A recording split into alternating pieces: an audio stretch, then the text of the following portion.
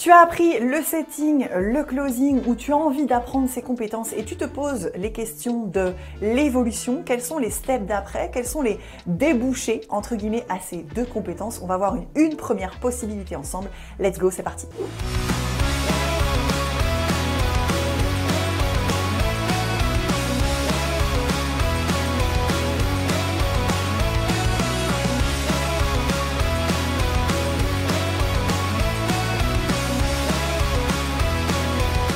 Hello à toi, j'espère que tu as la forme. Je te retrouve de bon matin avec mon café. J'espère que tu avais hâte de me retrouver dans cette vidéo. Moi, en tout cas, clairement, j'avais hâte de te retrouver. Je pose mon café, sinon je sens que je vais faire une catastrophe. Si tu ne connais pas encore Closer Evolution, je t'invite à t'abonner à la vidéo et surtout à regarder dans la description de la vidéo. Je t'offre un petit quiz pour t'aider à mieux comprendre si finalement c'est le setting qui est fait pour toi, le closing ou peut-être les deux, j'ai envie de te dire. Et comme je sais qu'il y a beaucoup d'informations qui circulent sur internet et que c'est compliqué de se faire un avis sur la question, j'espère que ce petit questionnaire t'aidera à y répondre. Alors, petite introduction, qui je suis pour prendre la caméra aujourd'hui. Donc je suis Julie, cofondatrice de Closer Evolution, maman de 2 enfants et j'ai entamé une reconversion professionnelle de l'hôtellerie-restauration au setting et au closing il y a déjà maintenant 5 ans.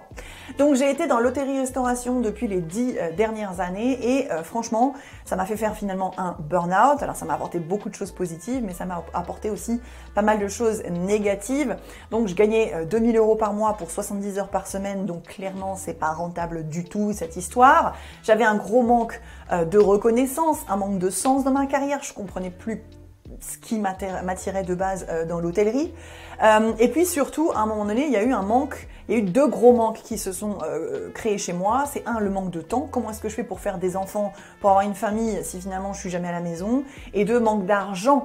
Gagner 2000 € par mois, ça peut sembler beaucoup pour certains, mais pour moi, c'est toujours trop peu pour subvenir très confortablement aux besoins d'une famille.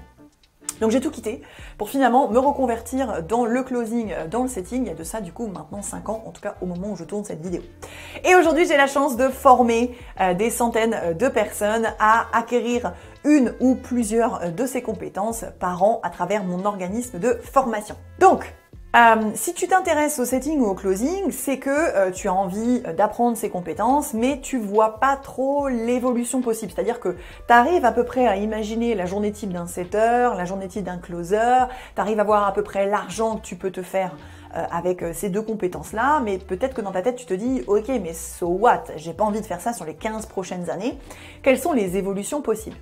Une évolution possible la plus naturelle qu'il soit, c'est de devenir un step au-dessus, sales leader. Donc c'est-à-dire que au lieu d'être tout seul avec toi-même, faisant partie d'une équipe, tu vas pouvoir gérer une équipe à toi tout seul en fait. Et donc ça c'est hyper gratifiant parce que gérer une équipe de setter closer, c'est hyper complet. Tu as toute la partie recrutement, onboarding, formation continue, établir les scripts pour eux, écouter leurs appels pour qu'ils soient plus performants, regarder leurs chiffres, quel est le taux de conversion, le taux de rappel, de décrochage, etc., etc. Et bien évidemment, un sales leader généralement continue à prendre des appels téléphoniques lui-même parce qu'il a besoin de se rendre compte de la réalité des personnes qu'il va coacher. Un setter closer, s'il te dit en ce moment les leads ils sont pas ouf, j'ai souvent telle objection, etc., etc., c'est encore plus je dirais, facile à résoudre pour un sales leader quand lui-même continue à prendre des appels téléphoniques. Alors je te vois venir, hein. Tu vas me dire ok super, combien gagne un sales leader? Ça j'ai envie de te dire ça dépend des business models. Tu peux très bien partir sur le business model où tu demandes un fixe, donc tous les mois tu vas demander des frais récurrents qui concernent uniquement la gestion quotidienne des setters et des closers. Forcément plus tu en gères, plus ce fixe va être important. Plus commission sur les ventes, donc un petit pourcentage en plus sur toutes les ventes générées par les personnes que tu gères. Ou alors tu peux très bien partir sur le deuxième business model, d'une commission là pour le coup plus importante que dans la première manière de faire, où tu n'es vraiment rémunéré qu'à la commission sur les ventes. Donc ça, ce deuxième business model est extrêmement intéressant quand tu as une équipe très performante derrière. Quand tu as une équipe plus jeune, que c'est la première fois que l'entrepreneur fait appel à toi pour être sales leader, etc., etc., je te conseille plutôt le premier business model. Mais tu vois ce que je veux dire, c'est que à un moment donné, vraiment pour moi, la carrière la plus représentative, c'est tu es setter closer, tu vas prendre des centaines d'appels, tu vas aller chercher la performance, tu vas aller chercher le résultat. Et à un moment donné, c'est comme tout dans un métier, on tourne un peu en rond et potentiellement on n'a plus vraiment envie d'être au téléphone avec les prospects ou en tout cas plus de manière full time. Et donc à ce moment-là, l'évolution naturelle possible, c'est de devenir sales leader en plus de continuer à prendre des appels. Sauf que là, je dirais que tu as peut-être 70% de ton temps qui va être au sales leader et 30% de ton temps au côté être au téléphone avec les prospects. Et donc ça, c'est une évolution absolument possible, faisable, réalisable et je connais pas mal de gens qui l'ont fait. Il y a Mathieu qui est coach chez nous qui à un moment donné effectivement a eu ses responsabilités qui ont été données, Florent qui a ses responsabilités là au moment où je vous parle qui commence à les acquérir, Laetitia qui m'a annoncé la bonne nouvelle il y a 2 semaines maintenant qui va aussi être sales leader.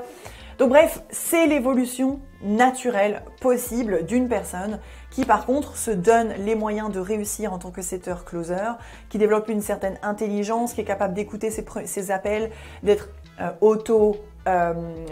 évaluatrice, qui peut s'analyser toute seule dans ses appels et repérer ce qui est bien et ce qui est pas bien avant de pouvoir coacher les autres.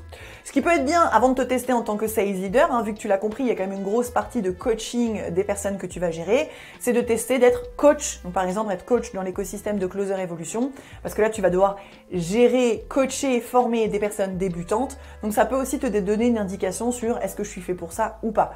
Non, le coaching n'est pas fait pour tout le monde. Oui, il y a besoin quand même de certains prérequis, il y a besoin d'une certaine prestance, d'un certain leadership, etc., etc. Tout le monde n'est pas fait pour être coach. J'espère que cette vidéo t'a plu. Si tu as des questions, tu me les mets en commentaire. Moi, je te dis à très très bientôt. Ciao, ciao!